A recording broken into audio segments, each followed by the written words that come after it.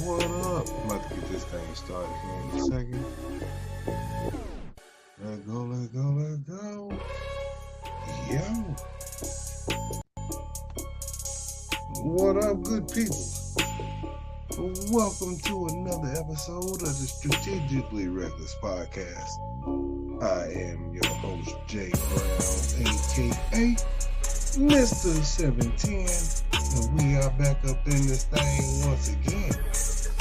What up, yo? We got one of those type of shows playing for you today. What up, Tabrak? Terra C, 1913, what's happening? What's up, Pops? Yo. And so, look, I ain't gonna keep y'all too long. I'm a little worn out today. It was the first day of school today, not for me, but for him. But we're gonna talk about first days of school. We're gonna talk about some scary driving conditions before we get out of here. Of course, we gotta talk about that Alabama ass whooping. Before we get out of here, we gotta talk about this Somalian sprinter. I can't let her off the hook. I will not. I cannot. And I most definitely will not let that lady and her people off the hook. Shout out to that. But look, I'm going to thank everybody for tuning in via Facebook Live, Instagram Live, YouTube Live. If you're listening via Spotify, iHeartRadio, or however it is that you're tuning in, thank you. Thank you. We greatly appreciate it. Now, let's go ahead and get to it. So, listen. Since last week, look, first day of school. Some people started school. Some people had kids started school last week on the first week. Our kids started school today. Now, they sent out an email saying that the dress code, they used to have to wear uniforms. Now they are no longer wearing uniforms or requiring uniforms at the school, which was interesting. It was interesting for me just from the standpoint of they're not requiring the reasons. And the reasons that they were no longer requiring uniforms at the school is for gender equality. It was a gender equality. It was a freedom of expression. It was all of the above. Now, I don't know. I don't know. You know what? It's interesting to me, and like I said, that was the reason. But I also feel like it really helped the kids. It really helped the kids from being bullied. You know, and here's the great thing. That email came out. School started today, August 7th, for DCAT. That email went out August 3rd. Hey, so if you ain't bought no new school clothes, or if you went and bought uniforms, you can wear them, but you ain't got to. Like, that whole thing was weird to me. That whole thing was super weird to me because, like I said, they just kind of decided out the blue, like, hey. And it was a county thing, so the school necessarily didn't have anything to do with it per se. But at the same time, it was still just like, yo, y'all take quite the time to let everybody know, like, y'all knew this a while back, and then all of a sudden you want to drop this on us 4 days before the school is about to start. That ain't that right there is all bad. We don't like that at all.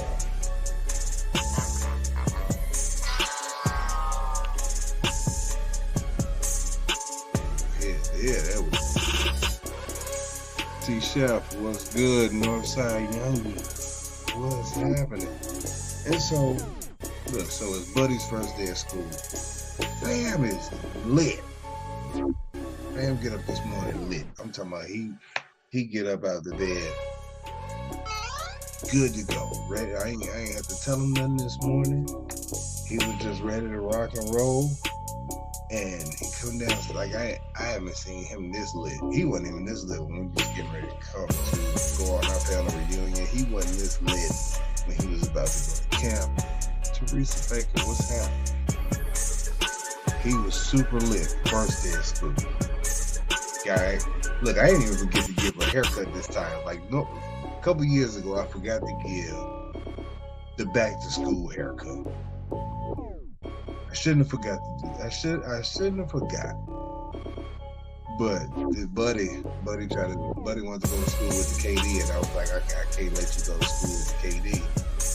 And so I went ahead and cut his hair. Now, cutting his hair, the back to school cut, I think I wanted it more than he did. So he wasn't as accommodating as I needed him to be. And the unfortunate part for the people that's listening, they're not going to be able to see what I'm doing. But when I wasn't holding his head still, he was trying to hold the head still, but he was holding it so tight that his whole head was vibrating.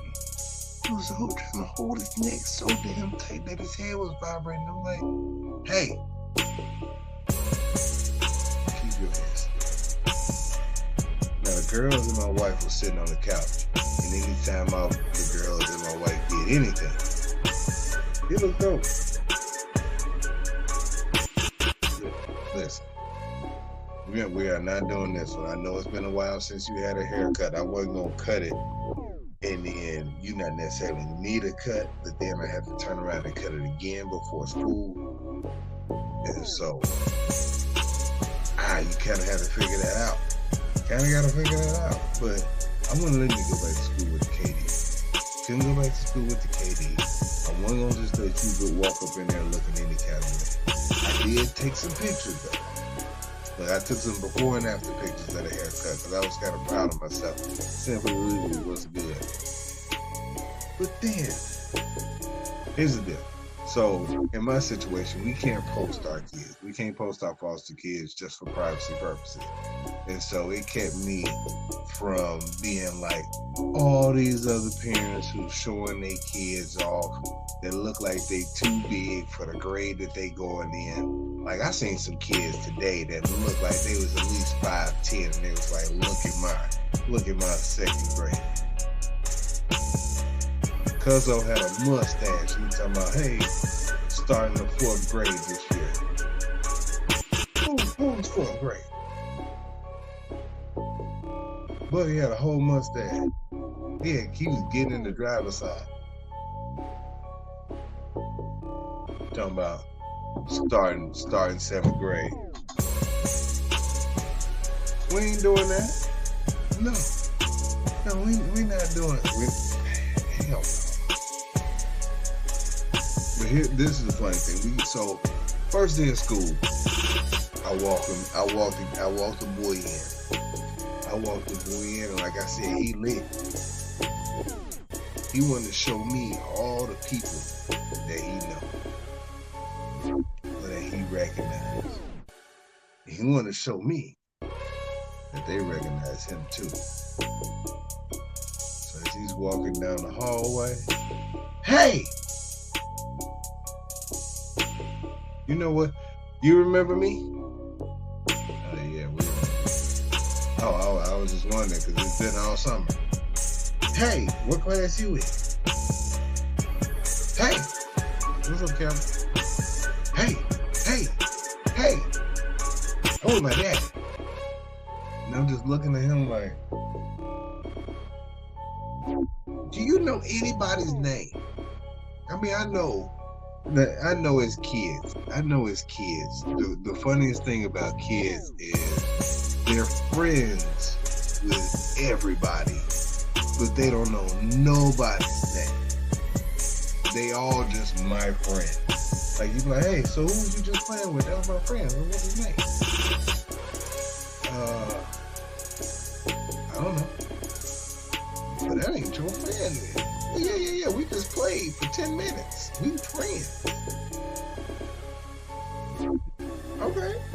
All right. Unfortunately, that whole train of thought as far as who your friends are when you get older, that little 10 minutes ain't gonna mean as much. That'd be enough to be like, hey, that is not gonna be my friend in the long run. You have to get away from him. You have to get away from him. Well, my buddy was lit. The good thing, buddy was super lit. I was glad that he was happy. I walked up out of there, and he must have been lit all day. Lit all day. He was trying to be seen. I think in the 4th grade, he's gonna turn into the pencil sharpener kid. Like, I gotta get up and go sharpen my pencils so you can see me in my uniform. So we can get him my new clothes. He's still gonna be wearing that uniform. They still gotta see him in his uniform. But he's gonna be up there sharpening his pencil. And I think in the 4th grade, he's gonna be more worried about making sure that hair is cut consistently. See, I don't know why right now he grabs his chair and he does it like this. Now, this is not one of my moves. He's massaging his non-existent beard. I don't get it. Kids are hilarious. Some of the stuff that they pick up. Some of the stuff they pick up just kills me. But wow. Speaking of first time. Driving home today made me think about, like, I don't know, like, I live in the Atlanta area and storm is coming through. The storm was coming through, and I'm talking about, it knocked my brother power out. It knocked some other stuff out. Like, my lights are flickering. Like, the struggle was real when it came to being outside during this storm. You see the wind pick up and everything, and so driving home, you can barely see now. I'm not nervous, but the boy sitting in the back seat like, ooh, Mr. Jason, can you see? Yeah, man, I can see just fine. Yeah, but it's raining and I can't see it. Guess it's a good thing that you're not driving. Like, I guess it's a good thing that you're not driving. It's like, have you ever driven in anything like this before? And I got to thinking, like, yes, I've driven it worse. I've driven it worse. Like, he's like, but you're not scared? Like, no, man, when I get to be scared, then I stop driving. But then I was like, that's a lie. Because my very first time driving, see, I'm glad my dad's in here, because when I got my driver's, my dad set me up. I got my permit, and I think this was before. Like, I get my permit. As soon as I get it, my dad comes and picks us up, and we get in the car, and it's like, hey, you're driving us back. That's nighttime. Then my dad had a brown Lincoln at the time.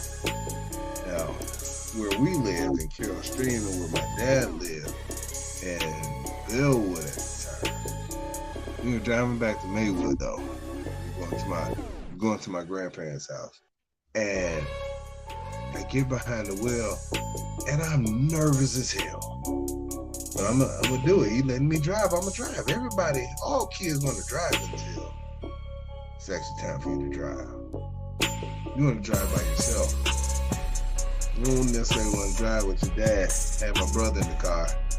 And as I get in the car, we riding down North Avenue, and it's okay. But I'm squeezing this shit out the steering wheel. I'm squeezing the hell out of it. And I'm driving, and I'm talking about I'm at 10 and 2. I'm perfectly at 10 and 2.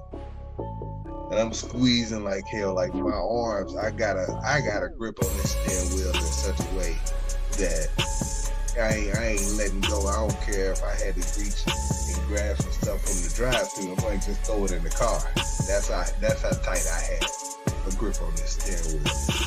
As we driving. Now, we wasn't obeying no traffic laws. I think I might have had a seatbelt on, maybe. This was before your car dinged at you when you didn't have your seatbelt on. My brother's sitting in the middle, in the back seat. So with his head and his little voice at the time, in between the seat, I got my dad in the passenger seat. And we riding, and he was like, yeah, hop on the highway.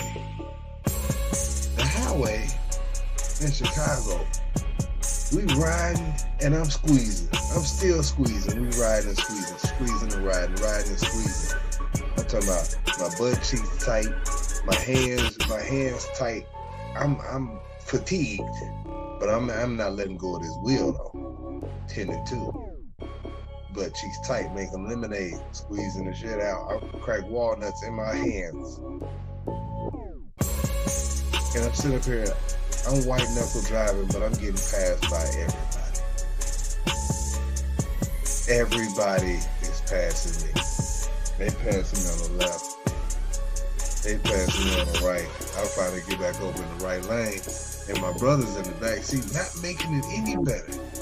Dang, Jason, you getting passed by everybody. Thanks, bro. Yeah, I can see that. I can see that.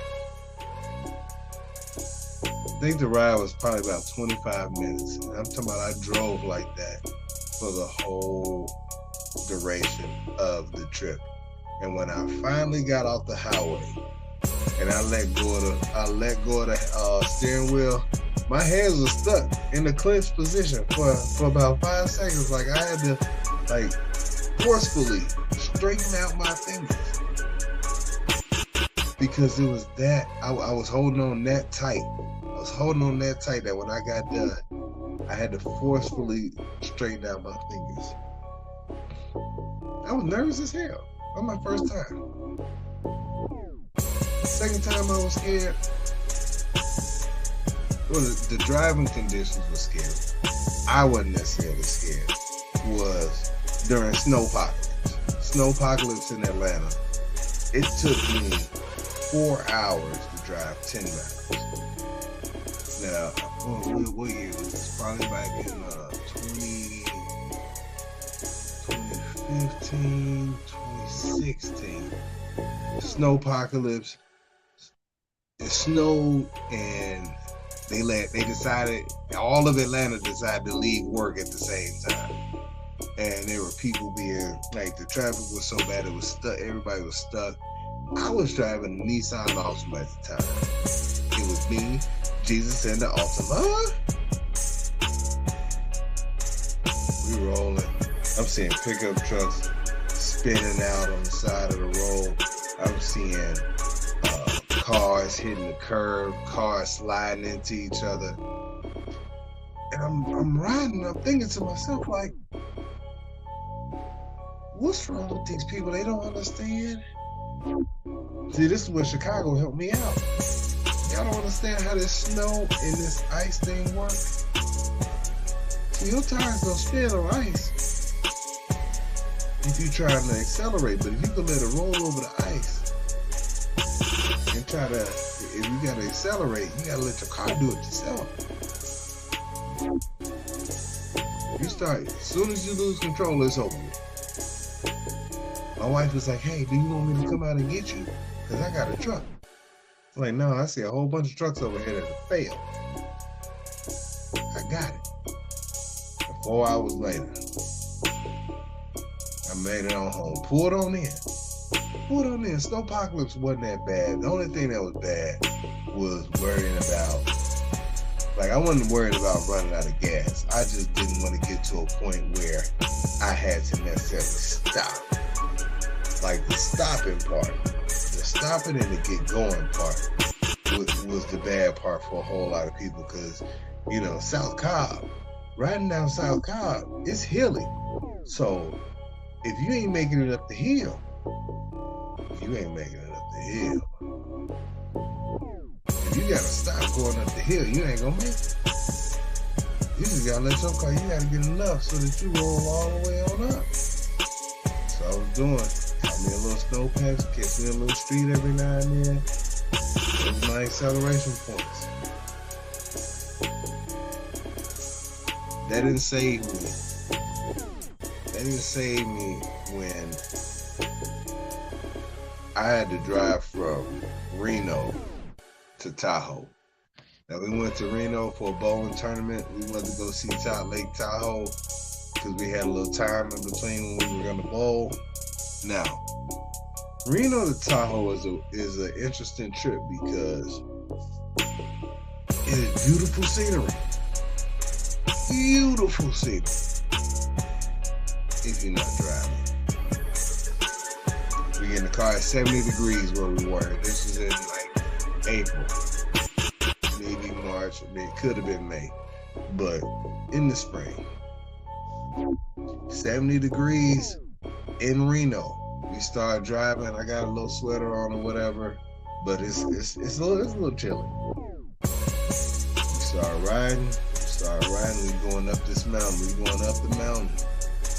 And it's around and you see all this beautiful scenery. Next thing you know, it's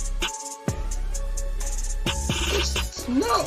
It's snow everywhere. It's 70 degrees at the bottom.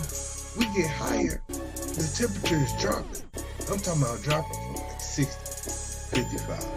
It's dropping like a speed, like if you was decelerating, 40, 36 degrees. Snow and it's ice at the top of this mountain. People are skiing at the top of the mountain. It's fairly warm at the bottom. People skiing at the top. Now I'm talking about I'm squeezing the steering wheel again because all I know is it's ice and it's a cliff. It's ice and snow and a cliff. You ain't got nowhere to go. I want to look, but I can't see. I can't see because I can't see the scenery because it's ice and a cliff. If anybody has made that ride, if it's your first time, if you're not used to driving on snow with a cliff next to you, oh, that's a nerve-wracking. See, in Chicago, we ain't got no cliffs. Ain't no mountains. It's just snow, slush, and some more snow and slush in other cars. But when you start adding in beautiful scenery, other cars, ice, and a cliff, oh, it's all bad. It's all bad. Look, I was so nervous. I made so much lemonade on the way over there that I had to. I begged my dad to drive us back, just so I could see. I just wanted to look. I can't look. I want to look. I love scenery. But if I can't look, it's about to be a problem. It's gonna be a problem the whole time. But speaking of problems.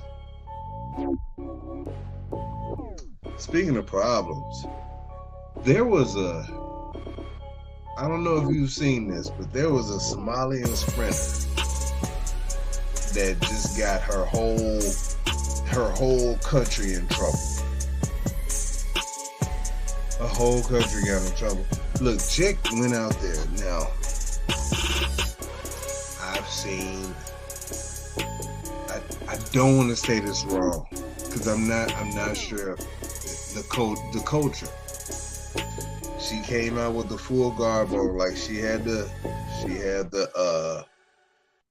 headdressing, long sleeve shirt, like she had a quarter length shirt, but then it was she had the spandex sleeves under it.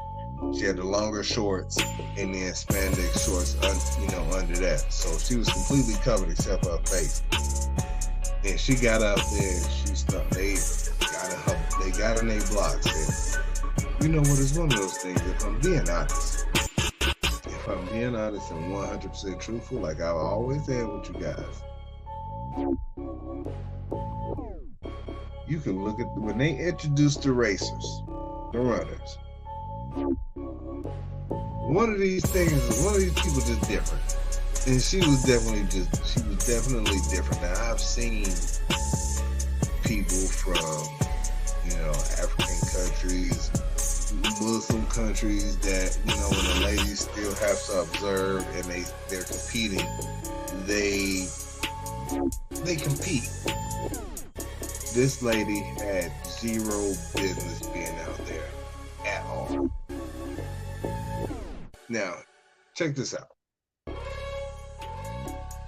The person who won the race, the lady who won the race, she ran an 11-second 100 meters. 11 seconds is not bad for a lady.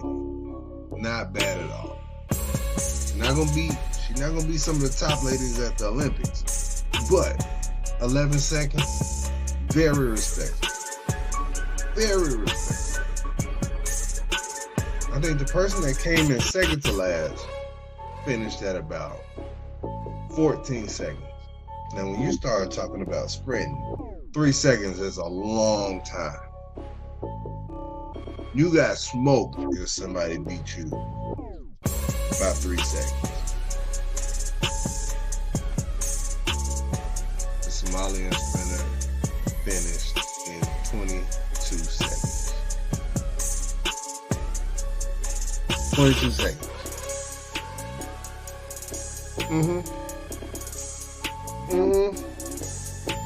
22 seconds. They could have did it down and back in the amount of time that it took her to run. What?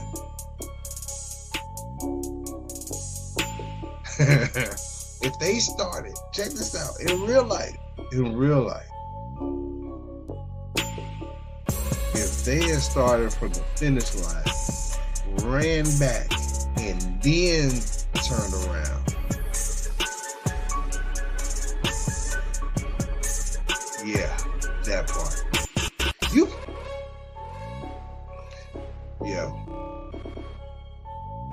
That is amazing. That is amazing that anybody would run this lady out there and be like, knowing that this lady was built. I shouldn't say this.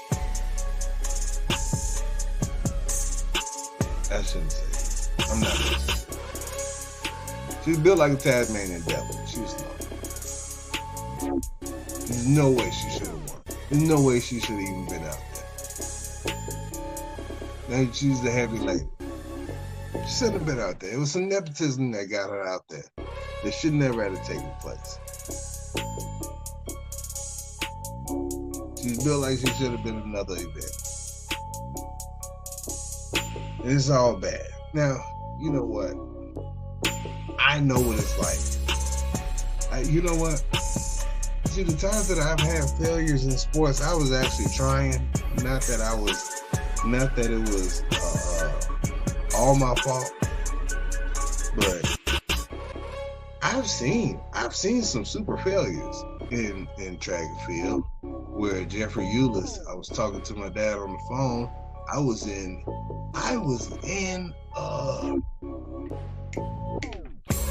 on a resort, all-inclusive resort. I'm trying to remember. I might have been in Jamaica. And Jeffrey Eulis, when he jumped and tripped over that first hurdle, oh my God. My man was super confident. He tapped his watch. He said, "It's my time." He kissed his finger, pointed to the sky, got down in his blocks, and promptly tripped over that first hurdle. He jumped right under that first hurdle. And my man's finished the race. Shout out to Jeffrey Eulis for finishing the race. Big shout out to him. Finished the race. He was out there running by himself. And while he was out there running by himself, and while this lady, the Somalian sprinter, was out there running by herself, two totally different reasons. I understood it because I have been out there running by my damn self. And which is one of the most loneliest feelings. So, the one track event that I went to, my mom did not want to buy me track shoes. So I had these brown Jordans. I had some brown Jordans.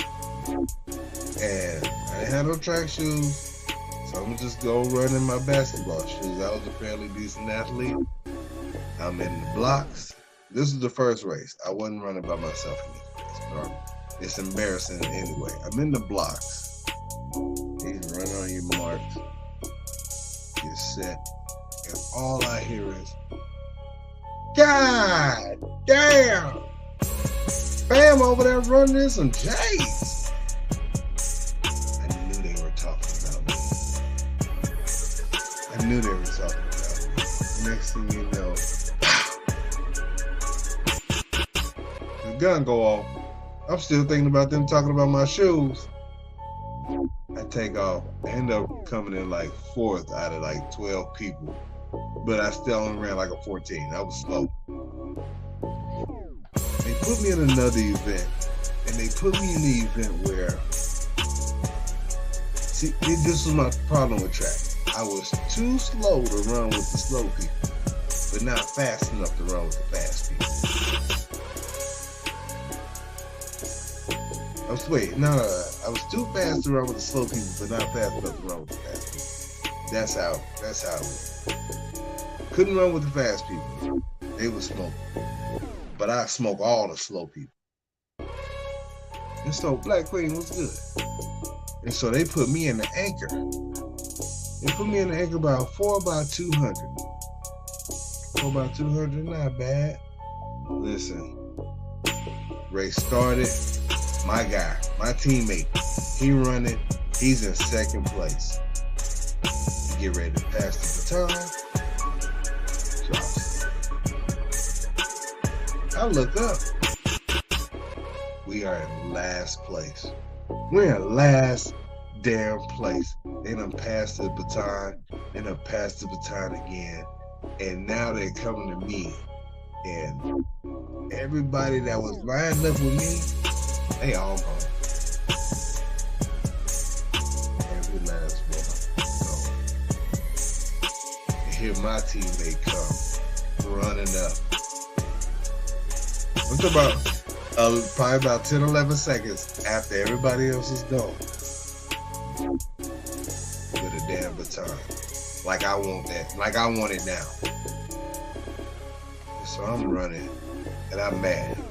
And I'm running and I'm mad. And that was the longest 200 meters that I have ever ran. All by my damn self. John Q was good. All by my damn self. I'm just running away.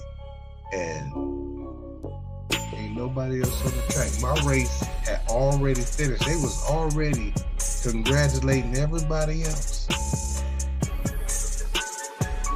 I don't think I had ever ran that fast in my life. All by my damn self. Because my teammate, look, had I caught, I feel like in my heart of hearts, if we was in 2nd, when they gave me the baton, we would have won. But everybody had damn near finished the race by the time I got the baton.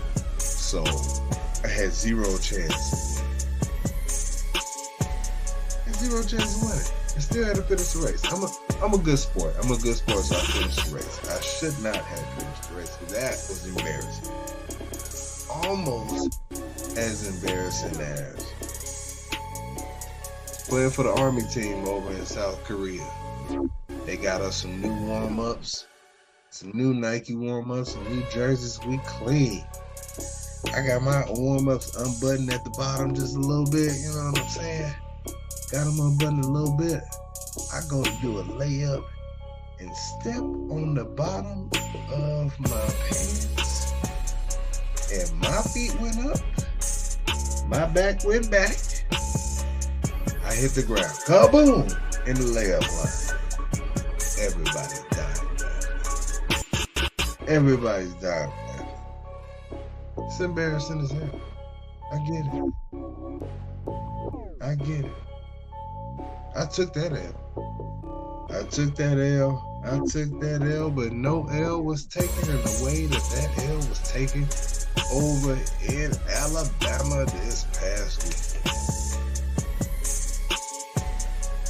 Whew. Listen. If anybody that has been under a rock or is wondering why everybody's walking around with chairs now, apparently what ended up happening was a security guard an African American security guard was going to tell these people to move their boat. They were parked illegally,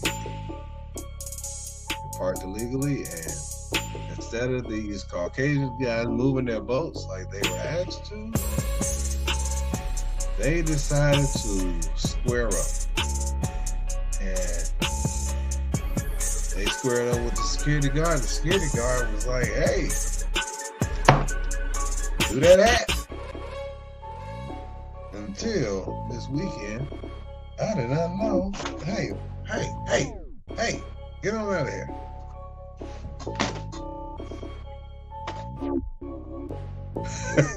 That's crazy. I don't even know what that came. But the security guard threw his hat up, sounded off the bat signal, and all of a sudden, black people from everywhere came to help keep him from getting jumped. It was like 3 white dudes went over there and tried to beat up on the black security guard for trying to tell him to move his boat. And because they didn't want to move his boat, the black dude was gonna help him move it for him. Like, all right, I got a job to do. Y'all not gonna get me fired. I like my job.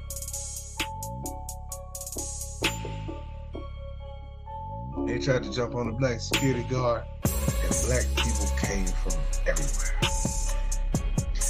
Black people came from up top. They came from other boats. There was a young black man that jumped from a riverboat into the water, swam over to help.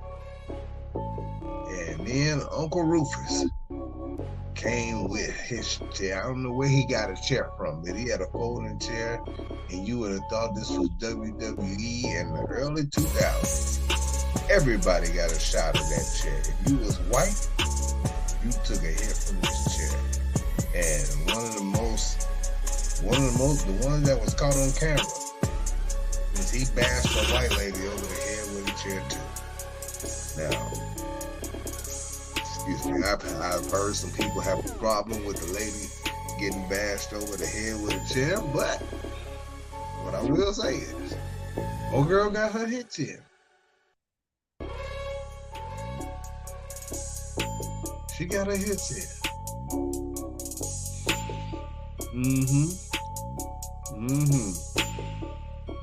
Listen, let me go ahead and tell you this. The security guard at the Capitol was thinking to himself, like, all I had to do was throw my hat. Had I thrown my hat, that Capitol riot might have went a little different. Instead of having the DoorDash dude up there looking like, hey, what the hell going on over here? Because what wasn't going to happen is, see, this is a weird level of unity that showed up. It was interesting because it showed up in that way where all these black people did not know each other. Some of them knew each other, but they didn't know the security guard. And when they showed up and they was ready to scrap it out, that's built up tension. What y'all not getting ready to do is just whoop dude ass. And here's the funny part. I'm looking at the video like, there's a security guard right there. Security guard right there. There's another one. And they ain't doing nothing. They only grabbed the dude that was whacking people with the chair. They only grabbed the people that was whacking them with that. You brought that chair out. He's like, ho. Y'all don't want to wait. You don't want to look too far there. Rufus. Then you want to get yours off.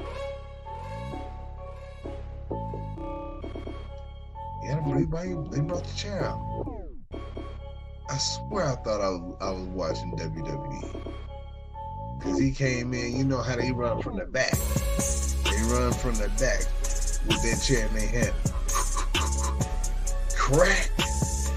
And then it seemed like everybody in the wrestling, they just run up to him with their hands down. Crack! Crack! Everybody could get it. It was equal opportunity with whacking people upside the head. And so, yeah, he's probably one of the few that got in trouble. But it's wild. It's wild to see that level of unity. And you want it to come. You want it to happen. You don't necessarily want it to be a fight. I don't advocate violence and anything like that. The unfortunate thing is, there's going to be one. Unfortunately, that has been the thing that seems to make stuff move. Is violence. That's how countries have been taken. That's how money has changed hands. That's how a whole lot of things have happened in our history. And so, unfortunately for this time, it just happened to be on the right side of how this whole thing turned out. Like I said, I do not advocate violence. I am not great. Even though I made a video today about training with my chair, with my handy dandy. You know, I'm not out here advocating. I'm not out here walking around with a chair or riding around with a chair in my trunk. Like, I gotta go pop the trunk on these fools. They out here acting crazy. I'm about to go up in Kroger. Or like Ali Sadiq would say, I'm about to go up in K. Rogers and gotta handle some business with my little chair. I gotta go up at Whole Foods and regulate.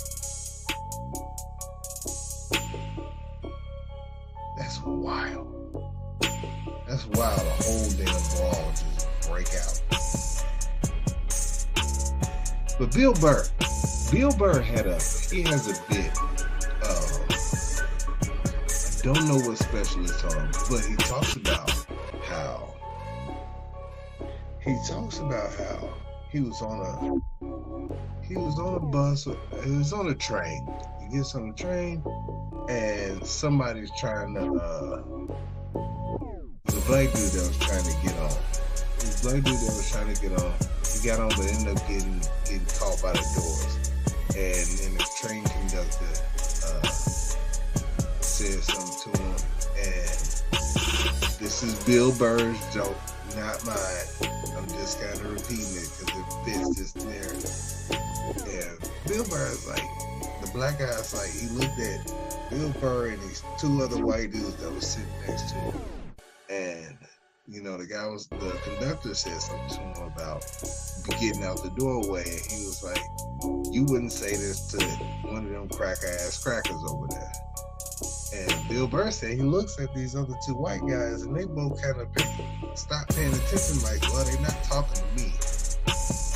And he was like, damn, he was like, white people don't help each other in that same kind of way. And he goes, you know, a bit further in the joke, and he's like, yo, so if this was the other way around, and if anything had happened to this black person, there would be black people coming out of everywhere. I gotta find that bit. There'd be black people coming out of everywhere. Talking about, hey, I'm fighting, I'm beating everybody. When he says black people coming out of everybody, I'm gonna find that bit, I'm gonna post it because it's perfect for what just happened. I actually need to put that on the background of that video because it's almost like he was narrating. But it was wonderful. It was wonderful. Great. It was a great joke. I didn't do it no justice. I got my own jokes. Bill Burr got his. Hey. I want to talk about this real quick. I saw where people can register their palm and pay for stuff. Like pay for Amazon orders at Whole Foods with just their palm. Y'all out here doing that yet? Y'all doing that? Who's signing up for the palm pay?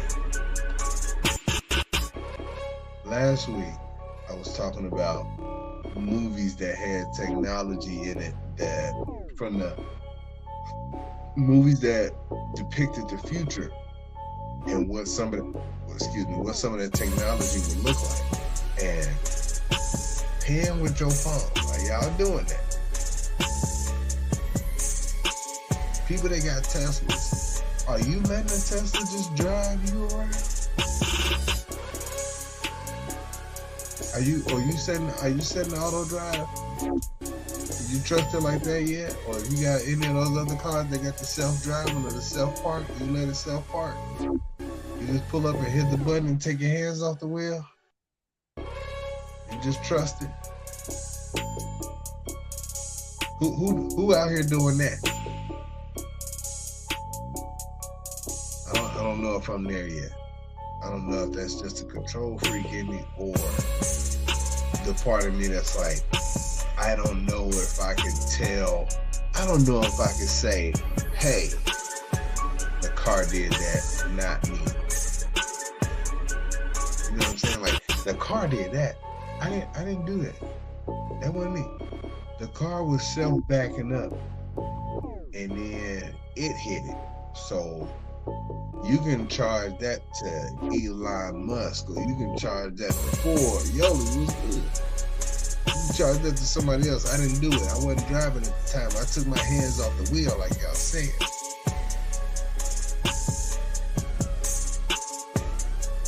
I did see something funny. Speaking of hands, so there was a video that came across my TikTok that said somebody's getting fired, and it was showing Beyonce climbing down off of the stage. Something at one of her concerts wasn't working. Pleasure P, what's happening? Something at one of her concerts wasn't working, and so she was climbing down off of a stage, and it looked like there was a ladder handy, but there was a guy on both sides of where she was climbing down. The guy to her left, he had the idea. You see Beyonce climbing down, so you looking at booty, and she's on her way down. And now you got to make a decision like, I should escort her down, but all I got is booty and thigh and leg coming towards me. And so the guy on the left, he just kind of brings his hand down or puts his hand up on her back and kind of just like, hey, I'm going to just let you on down. No reason to succeed. What's up? The other guy on the right-hand side, he went full college cheerleader, dude cheerleader. He put the hand right on that front row, right on that ass. He was like, yeah, I'm not missing this opportunity. This is Beyonce. Eric Phillips said he gave me with two hands. He got a guy on right on down into this pelvis. I'm glad I caught you, baby. Whew. You get a little thrust in before I let you loose. Yeah. I know my man's went home and he was like, I'm never washing this hand again. I did ask my wife. I was like, baby, here's the only reason why she said it's okay. The only reason why she said it's okay, because of course, if you present this scenario to a lady, she's gonna say it's okay because it's Beyonce. Hey, baby, if Beyonce was climbing down from somewhere and it was my job to help escort her down, and the only way that I could reach her is by grabbing that ass, would that be okay? Yeah, it's Beyonce. You're supposed to help her down. So,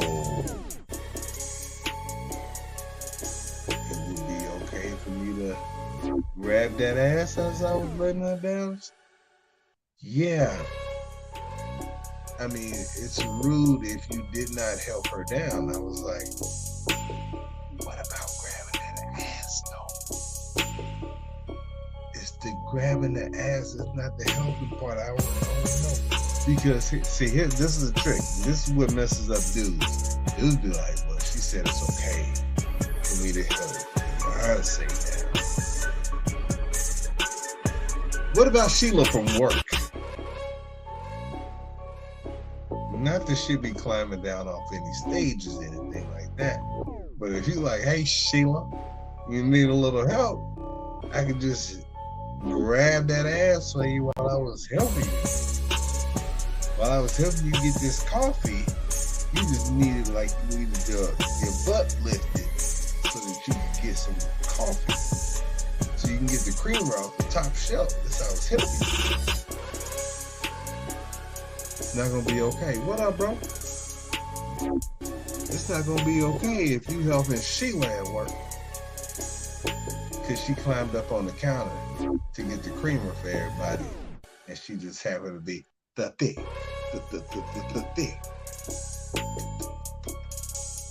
That's gonna get you in trouble. Sheila is gonna get you in trouble. That is gonna be a problem.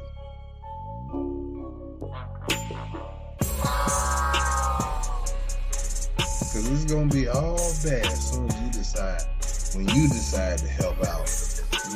Other than Beyonce. Beyonce gets the pass.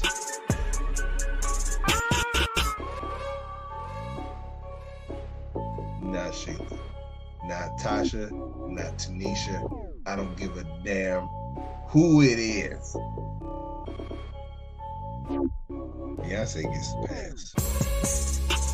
You get caught helping anybody else, it's over with. You cheated. You out here just grabbing booty all reckless. The dude with the crew jacket on, he was up there like, yeah.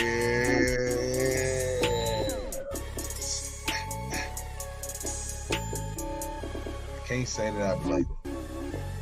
How many other opportunities did you go get to grab Beyonce's booty? It's a little pervy. Just saying, it's a little pervy. I would have tried to, knowing me being me, I would have tried to figure out a way not to grab it. But I also might have tried to figure out a way to brush it. Just let the arm brush it a little bit. So I could be like, what up, E? I ain't never washing this forearm again. Just let her brush it just a little bit. Oh, yeah. So I remember on August 4th, this is right here, they got the little rash on it. That's when Beyonce brushed my arm. Yeah, I ain't never washed it. It got this color. I've been washing around that spot for 14 years. I know some people at the bowling there do my teammate like that. They be like, I've never washed this hand again.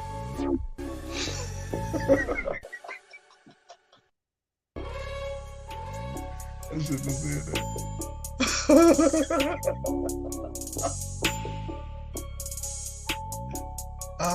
That's funny. I shouldn't have said that. That is hilarious. But yeah, folks out there, they be out here trying it. They be out here trying it as best as they can. That is good stuff. But look, good people.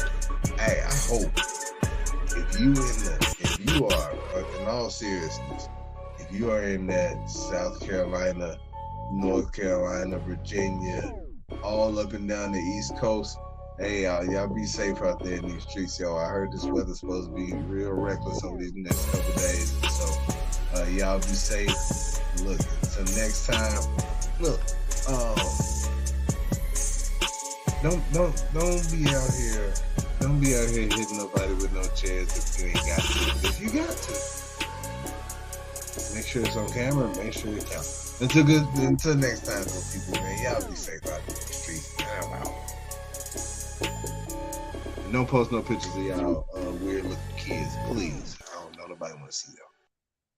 Just like we don't want to see y'all Thanksgiving plates. I'm out. Y'all be easy. Get ready tonight. Gonna make this a night to live.